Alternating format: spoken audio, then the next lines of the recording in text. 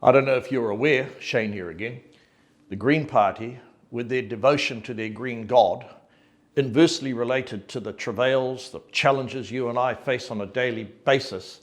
You cannot power the economy through unicorn kisses or some god complex which remains indifferent or antagonistic to the daily power costs, the daily food costs.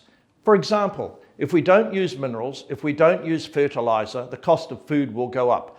But more nauseatingly obvious, I think, is the fact that every time the Greens and Labor stand up and threaten to cancel contracts, as Jacinda closed down the oil and gas industry, every time they threaten to strip away rights, statutory consents that will be available through the upcoming fast-track legislation, you're diminishing the sense of status, the sense of desirability, and quite frankly, the reliability of New Zealand. Why would anyone want to come invest in New Zealand, or indeed Kiwis invest in New Zealand, if what the Greens are saying and Labor is promising that they are going to confiscate resource consents issued under the upcoming fast-track legislation?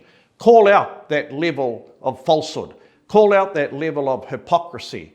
Only with robust consent-making processes, ongoing investment, will we get resilience, the promise of jobs and prosperous regions. If we don't, you're going to hear the green gurgling sound of Kiwis disappearing offshore.